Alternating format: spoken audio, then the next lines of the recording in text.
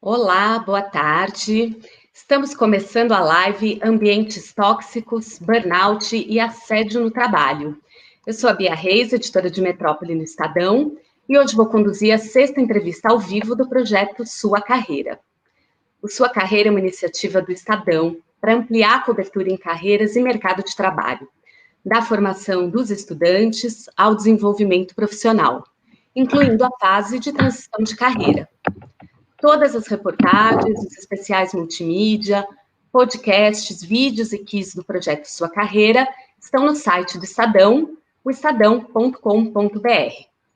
As convidadas da live de hoje são a jornalista Isabela Camargo, ex-apresentadora da TV Globo, que teve diagnóstico de burnout, e a advogada Marina Ganzaroli, fundadora do movimento Me Too Brasil. Boa tarde, Isabela. Boa tarde, Marina. Oi, Bia, Marina, boa tarde a todos. Obrigada por vocês terem aceitado. Boa tarde. Obrigada por vocês terem aceitado esse convite para participar de uma discussão que é tão importante nos dias de hoje. Isabela e Marina, eu queria começar perguntando para vocês por que cada vez mais a gente ouve falar nesses termos burnout, ambiente tóxico e assédio no trabalho. Pela experiência que vocês têm, esses são problemas que se intensificaram nos últimos tempos, ou de fato a gente tem agora mais espaço para falar sobre eles e a gente está mais atenta? Quer começar, Isabela? Pode ser? Bia, essa é uma pergunta extremamente pertinente e tem um pouco de tudo que você disse. As redes sociais e a internet permitem ampliar a voz daqueles que nunca foram ouvidos dentro das empresas. Quando você não tem o apoio dentro, você vai buscar o apoio fora. E com isso você vai encontrando mais pessoas com a mesma dor que você tem. Então, este ambiente mais democrático das redes sociais permite falarmos mais sobre os assuntos. Eu fico imaginando na época da década de 90, com a Léa Dort, por exemplo, com os bancários, como eles sofreram para conseguir, né, os direitos que eram muito evidentes. Outra questão em relação à síndrome de burnout, eu fiz muitas pesquisas e sei que é um nome novo para um problema antigo.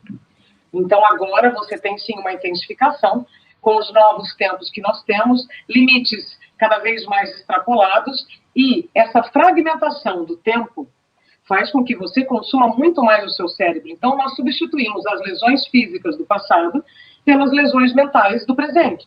Assim como lesões físicas têm superficiais ou profundas, lesões mentais também.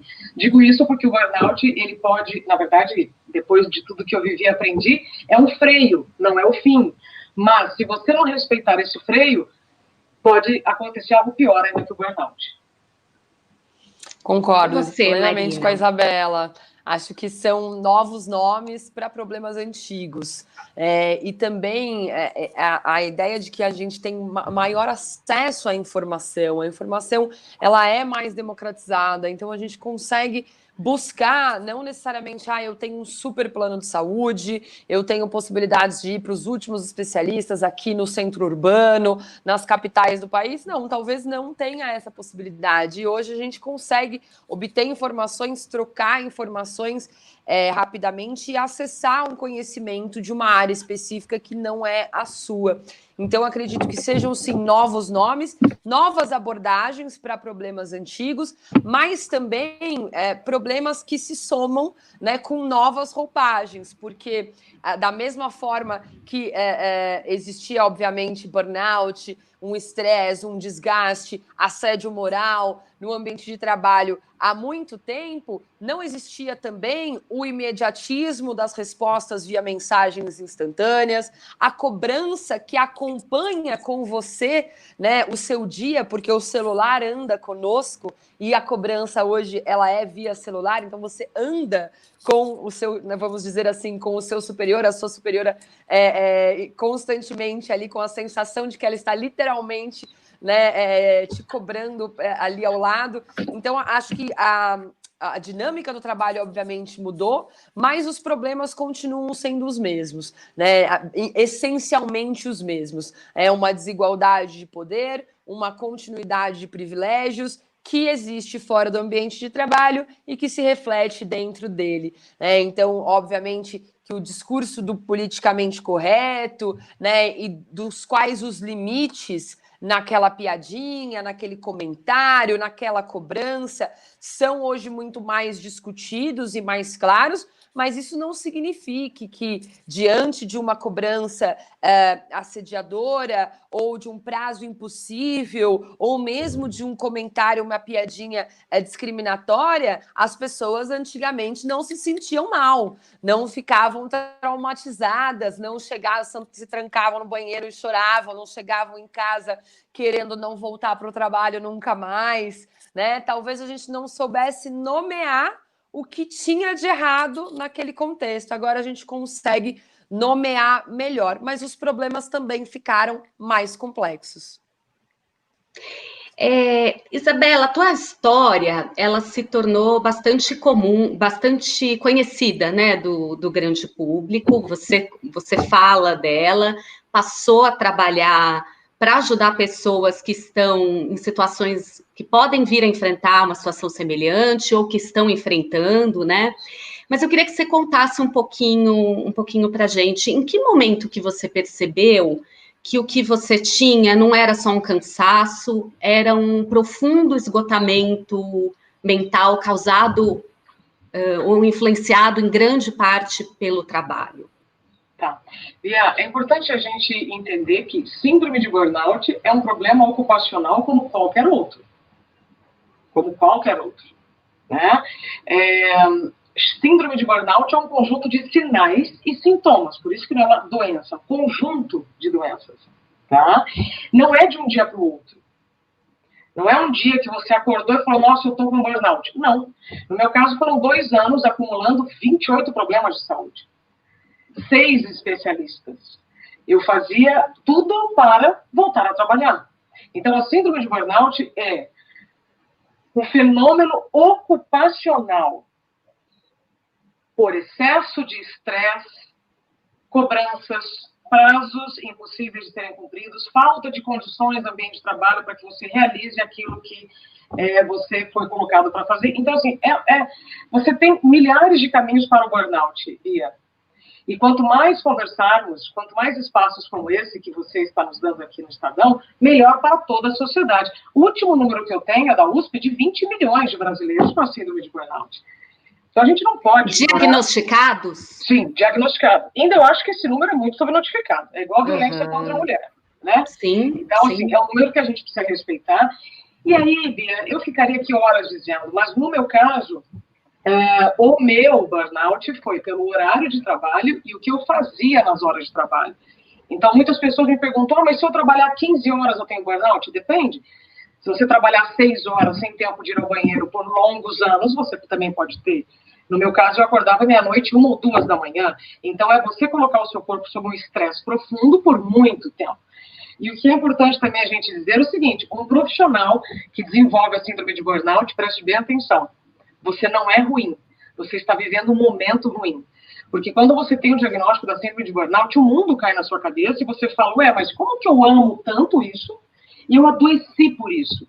Então, também é muito curioso nós colocarmos as palavras corretas para aqueles que estão vivendo uma experiência com a síndrome de burnout. Primeiro, é um freio, não é o fim. Segundo, você precisa ouvir os sinais do seu corpo, que todos vêm, principalmente pelo estômago, intestino, pela dor de cabeça, por problemas cardiovasculares. No meu livro, Bia, que é o Como Encontrar Limite e o Mundo Sem Limites, eu não falo da minha história, mas eu coloco ali o que eu aprendi. E aí, eu coloco 28 problemas de saúde. E validei isso com mais de 4 mil pessoas. Portanto, é algo que nós precisamos olhar com muito carinho e humildade. Outra coisa, empresas com funcionários com burnout têm líderes com burnout. Só que como a gente não tem empatia por aquilo que a gente não vê, o problema ele é jogado debaixo do tapete por muito tempo. Então, você, quando percebe que aquele caminho não está te levando para um destino positivo, às vezes é tarde demais. E aí vem um apagão, vem um desligar de chave, que é um passo antes de um infarto, de um AVC. Entende? Então, nós precisamos olhar para tudo isso de uma maneira muito mais coerente, porque não é só o profissional que perde o emprego, né, dependendo da conduta da empresa. A empresa perde reputação. É um problema que envolve a economia da empresa e da área toda. entende? Então, temos que falar mais sobre o assunto. Quanto mais informação, melhor. No teu caso, quais foram esses sinais? Em que momento que você falou, tem alguma coisa muito errada acontecendo comigo? Bom, antes de eu falar isso, eu já estava tratando com 5 especialistas. Cardiologista, endocrinologista, dermatologista, porque tudo começou com um problema de estômago, depois intestino, né, que é o que todo mundo acaba dando desculpas, né, tá com dor de estômago, culpa o café, mas o café, na verdade, é para você segurar o tranco de tudo que você precisa, né, Marina?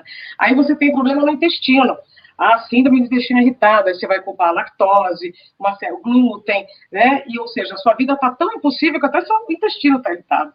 Aí depois vieram problemas cardiovasculares, eu tive que tirar uma safena, porque o horário que eu dormia não me dava recuperação venosa. Depois vieram problemas de queda de cabelo, acne, problemas do sono, que de alguma medida, Bia, fazem parte da nossa rotina. Né? Você está, às vezes, mais estressado, menos estressado, vezes mais cansado e tal. Então, muito importante, a exaustão que te leva a este apagão não é de um dia para o outro, não é um projeto eventual. São anos, são longos períodos, sabe do que, Bia? De negligência de si mesmo. Então, o burnout é o seguinte, a maior parte das pessoas que eu já entrevistei, foram 4.000, 98% me disseram que amam o que fazem, ou amavam o que faziam, e por amar tanto, não vem problema em só colocar o trabalho na agenda. E aí vai se negligenciando. Marina, eu queria que você contasse um pouco também da tua experiência. Você é uma das fundadoras, uma das líderes do Me Too Brasil. Eu queria que você contasse o que é o movimento, como que você se interessou pelo assunto, você teve alguma experiência pessoal que tenha desencadeado esse interesse? Qual que é a tua história? Bom, acho que a Isabela traz alguns elementos, né? E a síndrome do burnout, assim como várias outras doenças laborais, muitas vezes estão ligadas ou não, podem ou não, né, estar ligadas a situações de assédio moral ou mesmo de assédio sexual, né? Não necessariamente estão, porque como a própria Isabela comentou, muitas vezes essa política ela vem de top-down, né? Ela vem de cima para baixo, todo mundo naquele ritmo frenético, naquela cobrança frenética, né? E todo mundo se adoecendo, né? E buscando paliativos, né? Buscando curar as coisas que não são a raiz do problema, né? Então eu tomo aqui um Plasil para o enjoo, eu tomo um Dramin, eu, né, tomo aqui algo para o estômago, mas eu não busco a raiz do problema, que é essa rotina desenfreada, né? Essa cobrança elevada.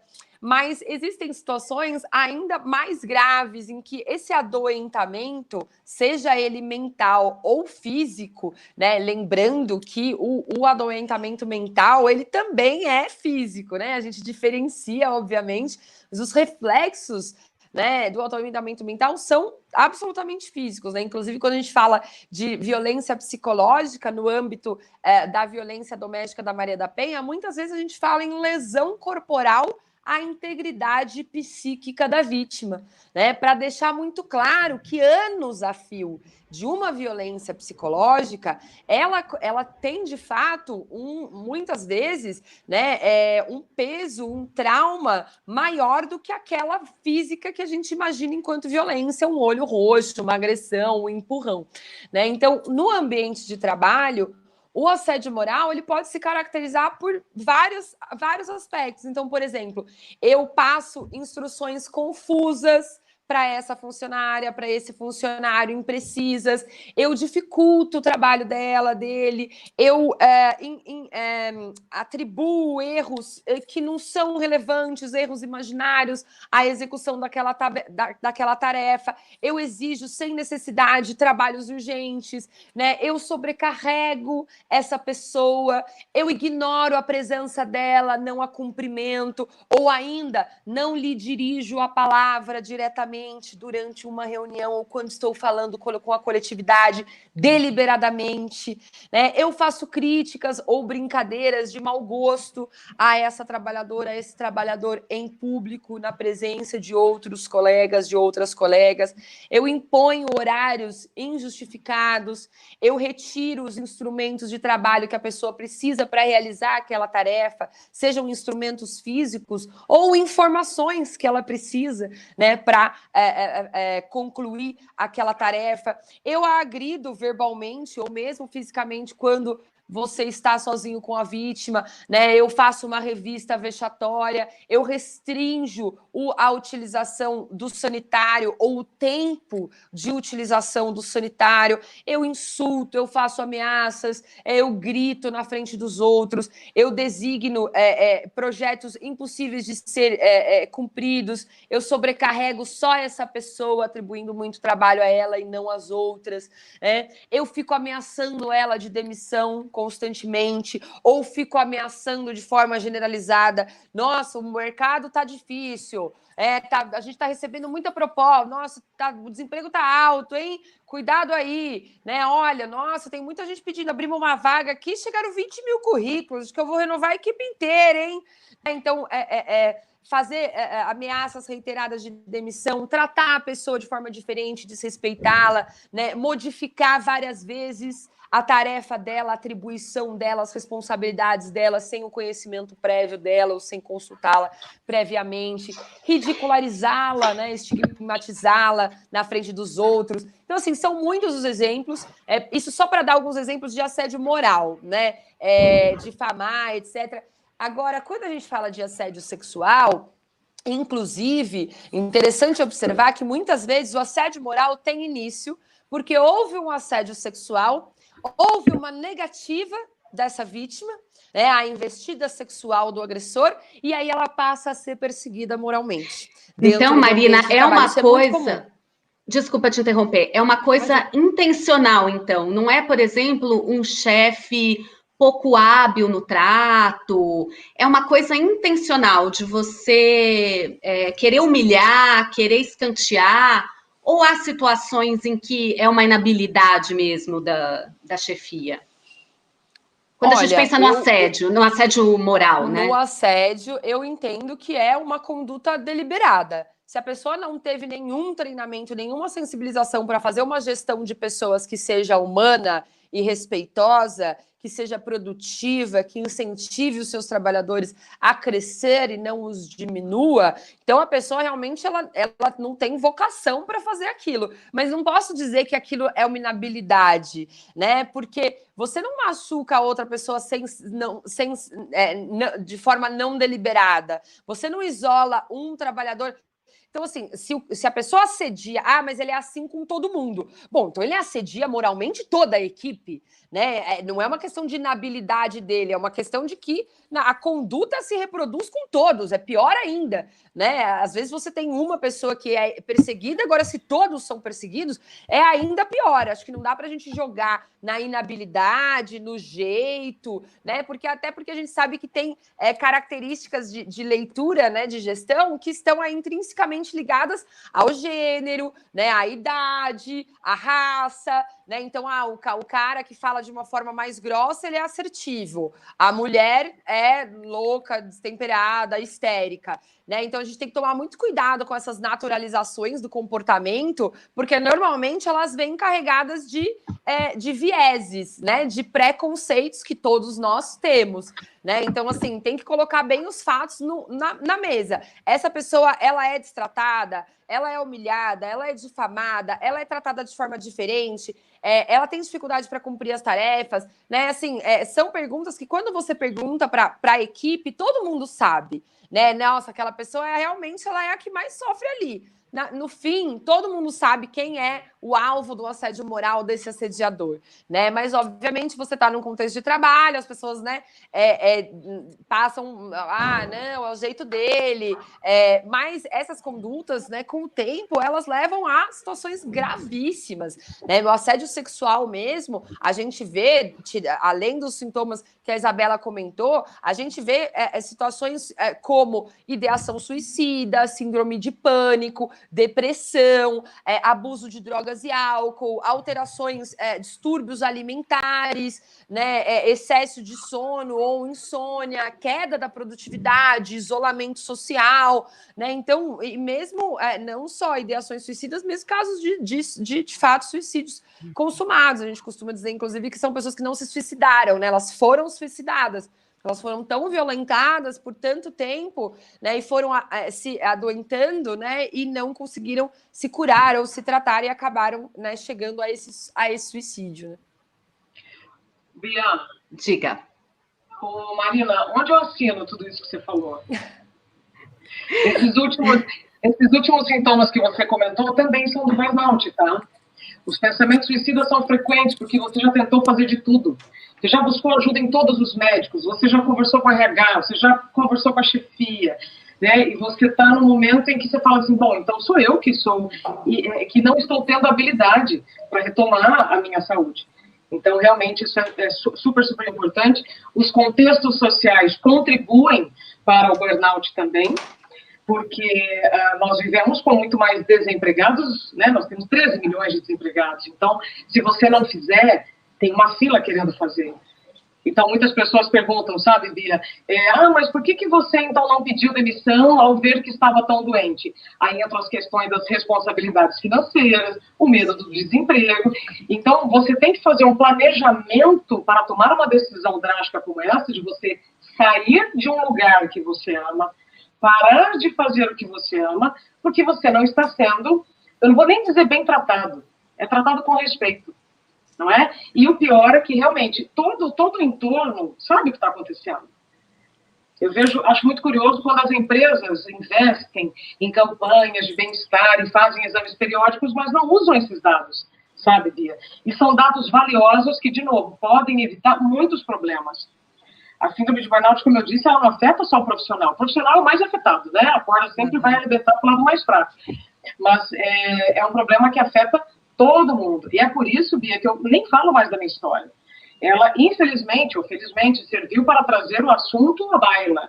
Né? Parece que, nossa, agora, né, tem uma pessoa desajustada falando sobre uma coisa que não existe. Não, e aí quando você vai pesquisar, eu mesmo cheguei em 1869, não tinha lâmpada elétrica como a gente conhece hoje, que chamava neurastenia.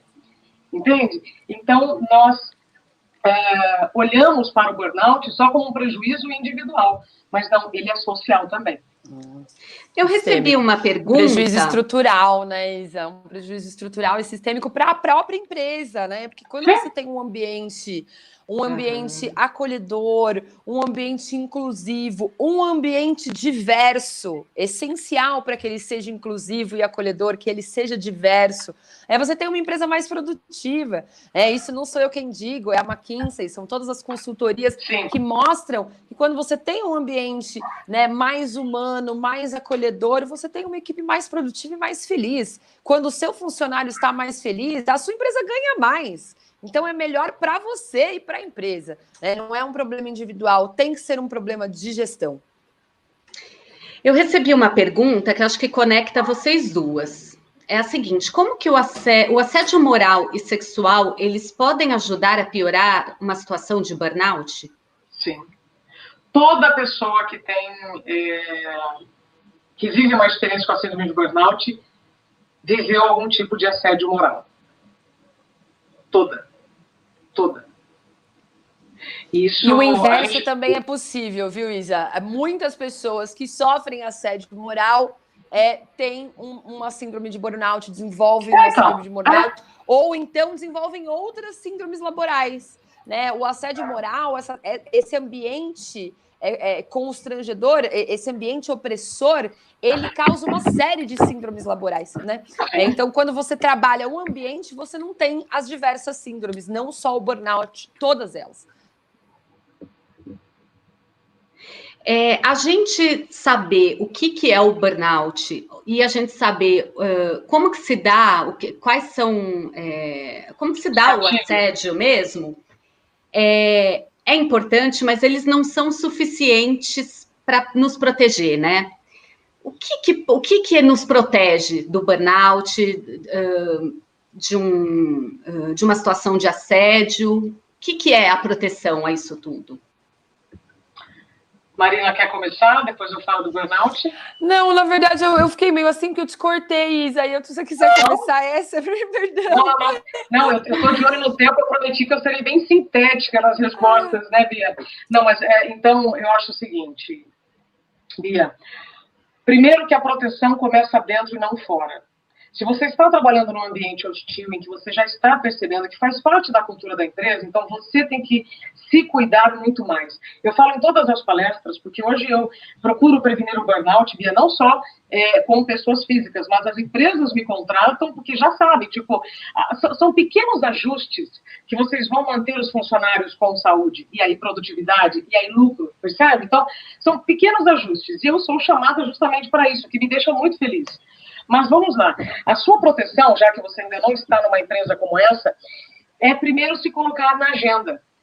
Antes de fazer aquelas listinhas de prioridade, urgente, etc., o que é essencial para você, conseguir fazer aquilo que está no seu escopo de trabalho.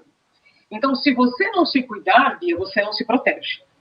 Tá? Uma outra coisa, não se negligenciar, porque, de novo, a forma oficial do burnout é síndrome, conjunto de sinais e sintomas, causados pelo esgotamento profissional. Definição da Isabela, ausência de si mesmo. Então, quando você sentir saudade de si, está na hora de você rever o que você tem feito consigo. Então, se o ambiente não é favorável, você tem que se tornar favorável para o ambiente. Isso não significa se encher de remédio para trabalhar. Inclusive, resiliência é diferente de apelação. Então, na minha opinião, Bia, a única forma da gente se proteger do burnout é reconhecendo os nossos limites. E aí entra uma outra coisinha muito importante, o dizer o não. Mas saber dizer não é treino. Eu, inclusive, coloco isso no meu livro. Você tem que treinar o não, colocar comunicação não violenta. Então, por enquanto, não. Obrigada pela oportunidade. Que incrível, eu estava esperando isso há muito tempo, mas este mês eu não consigo. Como nós não fomos estimulados a dizer não e vamos dizendo sim cada vez mais para o trabalho, até porque é bonito trabalhar bastante, é bonito você ficar até tarde, é bonito você não ter tempo, você ignora o sim para você. Então, você diz sim para todo mundo e não para você. Por um período, um projeto especial, eu sempre gosto, né, de caminho do meio. Tudo bem, mas você percebe quando você está dormindo menos, porque quem dorme menos, quem dorme mal, vive mal. E quando você tem que maximizar o seu dia para a produção, você minimiza a sua noite. E aí, gente, é uma live só sobre isso, tá, Bia? Então, na minha opinião, é isso. E mais uma coisa, exame de sangue, peça o cortisol. Não está no hemograma completo. Atenção, líderes e gestores que fazem check-ups anuais, exames periódicos, peçam cortisol. O cortisol é um medidor fundamental para a gente saber se o seu nível de estresse está dentro do normal, e que vai te deixar produtivo, criativo, ou se está em excesso. E o problema do burnout é o excesso de estresse por longos períodos. Bia, no meu caso, estava a 31, e o nosso máximo, mulheres com a nossa idade, é 18. Olha, foi ótimo que a Isabela respondeu essa pergunta antes, porque é exatamente isso também. Assino embaixo. Agora, quando nada disso deu certo e você continua sendo assediado moralmente, principalmente sexualmente, que é um crime, aí a gente que é do direito, que é do compliance, que é da reparação, entra na conversa. Porque até o limite da ausência de si, a sua esfera, agora tem uma parte que vai além do que você pode mudar, dos nãos que você pode dizer. No momento em que uma pessoa hierarquicamente superior a você a toca ou o toca de maneira inadequada, faz um comentário com cunho sexual sobre o seu cabelo, sobre a sua roupa, sobre o seu corpo, sobre o seu namorado ou namorada, sobre sua vida sexual, pouco importa. No momento em que um chefe coloca, envia uma mensagem de WhatsApp inadequada, ou coloca essa funcionária numa posição de, olha, se você fizer esse favor para mim, eu vou te promover. Aí não estamos falando de estresse, estamos falando de crimes. Estamos falando de condutas que são tipificadas pelo nosso Código Penal e que não são, em nenhuma medida, aceitáveis. Eu gosto de dar bastante o exemplo da empresa de engenharia, obviamente não vou dizer o nome, mas que foi, vocês podem colocar no Google, que foi deu uma indenização para a sua funcionária de R$300 mil, uma das maiores indenizações trabalhistas por dano moral já conseguidas, e muito acertadamente, porque essa funcionária era uma engenheira, ela ia para a obra e ela sofria uma série de comentários sexuais inadequados. E ela ouviu. O problema não é o seu funcionário cometer um comentário inadequado. Isso é um problema, mas você vai lá e lida com isso, lida com esse funcionário, faz prevenção, faz educação, desenvolve um código de ética, desenvolve políticas de compliance, né, capacita esses funcionários, demite, eventualmente, este que é um abusador, um assediador moral, sexual. O problema é quando alguém vem para você de empresa, para você gestor, e fala, olha, eu estou passando por isso. E você fala, problema seu. Não foi você que escolheu ser engenheira? Você não, a empresa falou isso para ela. Você não queria trabalhar com obra? Agora aguenta. R$300 mil de indenização. Né? Hoje, aí como advogada e também como, né, consultora de desenvolvimento de políticas de compliance, inclusive eu sou o ombudsman de algumas empresas, né? Ou seja, conversei com o meu RH, não tive a resposta, poxa, eu tô mal, tô acabada, tô sendo assediada, né? Sofri uma violência, sofri um crime, por exemplo, um assédio sexual. Vai pro RH, pede ajuda, e aí o RH não atende legal. Você ter um canal externo, neutro, que tem um retainer, né? Que tem um vínculo com a empresa, mas que é externo e independente, para que essa pessoa, se ela não tiver uma resposta bacana do RH, ela possa buscar um canal externo e esse canal externo dialogue com a empresa, isso é muito interessante, né? Então, os incidentes vão acontecer. Você não tem como gestor, como dono de uma empresa, uma dona de uma empresa, controlar a ação de terceiros. Alguém vai falar alguma coisa errada, alguém vai ter um comportamento inadequado. A questão é como você vai lidar com ele. Né? E aí, como advogada, como consultora, desenvolvedora de compliance, e mesmo vendo como porque a ideia aqui é evitar que a sua empresa leve uma ação trabalhista. Porque daí a Isabela pega todos esses testemunhos, pega todos esses diagnósticos, esses 27 sintomas, vai lá na Justiça Trabalhista e fala aqui, ó, tá aqui a conta. Pague os danos morais, os danos materiais, porque gastou dinheiro de psicólogo, gastou dinheiro de exame, gastou dinheiro de médico, remédios, horas não dormidas, né? Então, é um dano altíssimo, imagina todo mundo, né? Então, esse passivo, ele existe, seja civil, seja trabalhista, e aí, por que ele existe? Ele existe também porque hoje, isso foi muito a pergunta, né? Eu sei o que é assédio sexual, eu sei o que é assédio moral, mas aí você reclama e não acontece nada. Todo mundo tem isso aqui hoje. E isso é uma arma que está sendo cada vez mais reconhecida na Justiça Trabalhista. Eu gravei a conversa sem autorização da outra pessoa. Aconteceu um assédio durante essa conversa, o juiz vai aceitar a gravação. Cada vez mais os juízes trabalhistas têm aceitado gravações de áudio realizadas no ambiente de trabalho sem a autorização do outro, mas que comprovam situações, por exemplo, de assédio sexual, que acontece entre quatro paredes. Então, você fazer uma prova via celular é a única forma que você tem, para além do seu depoimento. E os juízes têm aceitado. Diga, Isabela. Eu estou ouvindo aqui a Marina e eu acabo ficando assim muito triste, porque eu sei que tudo isso pode ser evitado. Tudo isso pode ser prevenido. E aí ouvindo... Com os canais... ouvindo os seus funcionários. A solução, se a empresa acha que o problema está dentro, a solução também está dentro. Não é? Porque, às vezes, é um ajuste, um ajuste, de novo, como eu falei, tão pequeno, que pode prevenir tantos problemas. E aí tem uma coisa muito curiosa, né, Bia? Mas eu entendo também, nós estamos vindo de uma cultura de opressão, desde a Revolução Industrial, mais com menos, né? Faça mais em menos tempo. Então, isso vai fazendo com que as metas se ampliem, a ganância se amplie. Isso faz parte do nosso modelo de sociedade. Vai continuar. Então, o que nós vamos fazer, Bia?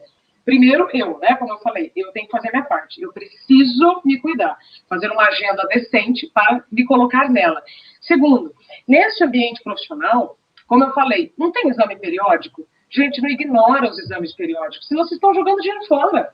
Né? A empresa oferece um plano de saúde, mas aí quando a pessoa vai atrás e aí tem um diagnóstico, aí ignora. Então, de novo, é dinheiro jogado fora, percebe? Então, são soluções que estão dentro da empresa e que podem prevenir qualquer problema.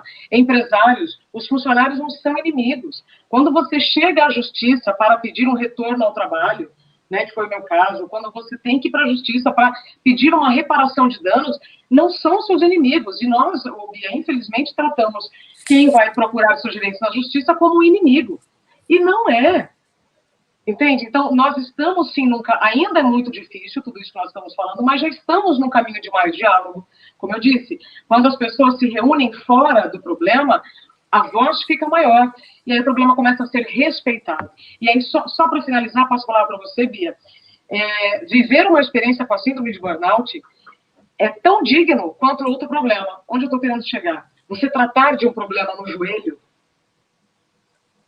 é igual a tratar uma síndrome de burnout. Então, de novo, é um freio, não é o fim. Se você olhar por esse ângulo. E a empresa também. Mas um problema de joelho não é incapacitante no sentido... Muitos trabalhos podem ser feitos, né? A questão mental, ela te afeta de um... Me parece mais grave a questão mental do que a questão física, não? Bia, mas isso depende. Eu fiz um trabalho grande no Ministério Público de Campinas e vi pessoas arrebentadas porque desenvolveram problemas repetitivos e hoje não conseguem tirar um pelo trabalho. Né? Então, depende muito. E como eu falei no início, uma síndrome de burnout ou qualquer outra consequência que vai afetar a sua saúde mental dentro do ambiente de trabalho, ela pode te dar, Bia, como foi o meu caso, minutos de incapacidade e não uma vida incapaz.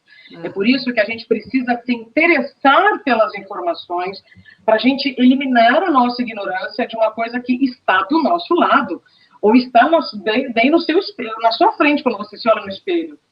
Como a gente lida com o anormal como se fosse normal, e nós estamos, inclusive, vendo a patologia da normose, você acha que é normal trabalhar cheio de dor.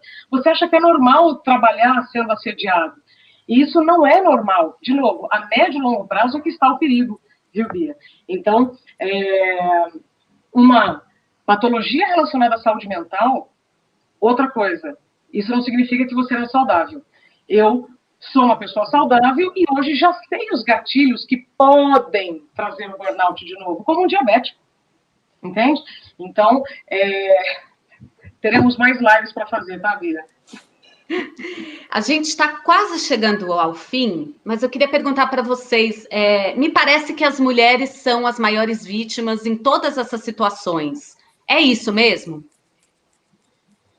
Estatisticamente falando, sim. Tanto do assédio moral, do assédio sexual, eu não preciso nem dizer. Mais de 90% das vítimas são mulheres.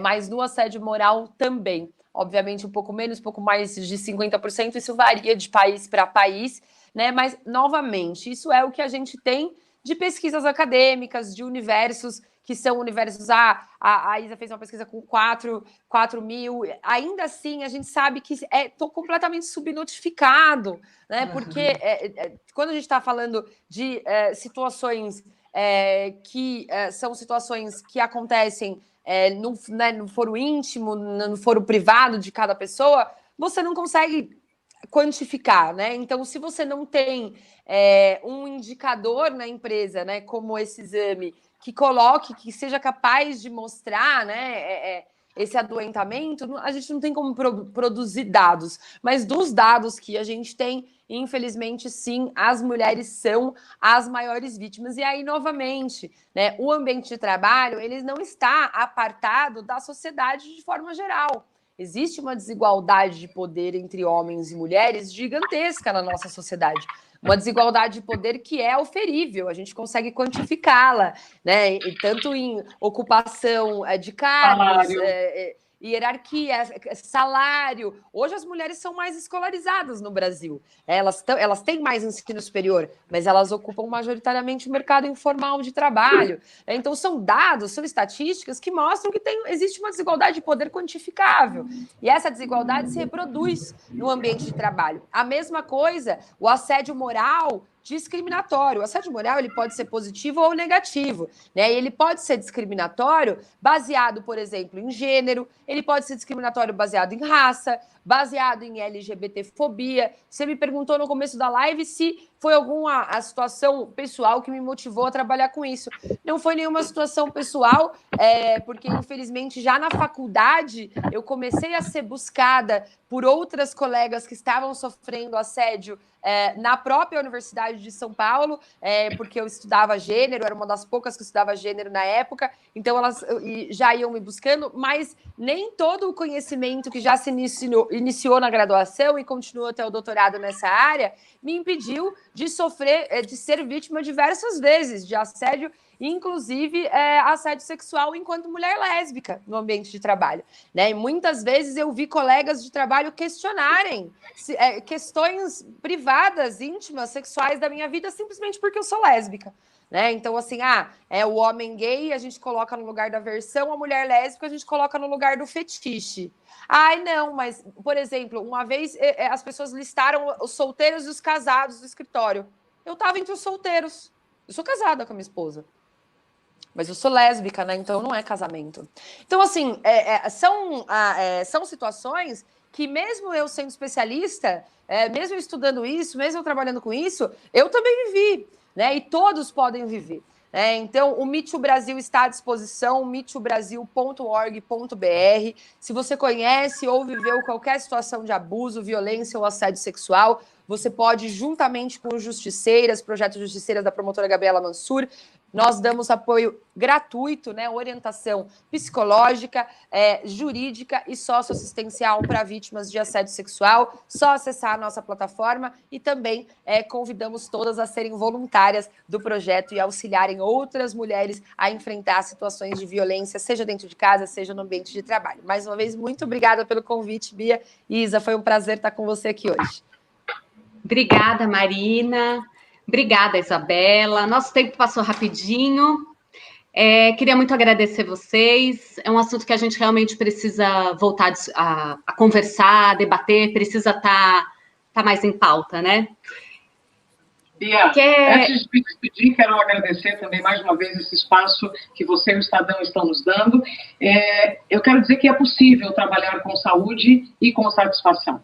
É por isso que no dia 4 de novembro, quero convidar todo mundo, se puder, passa lá no meu Instagram, Isabela Camargo Real.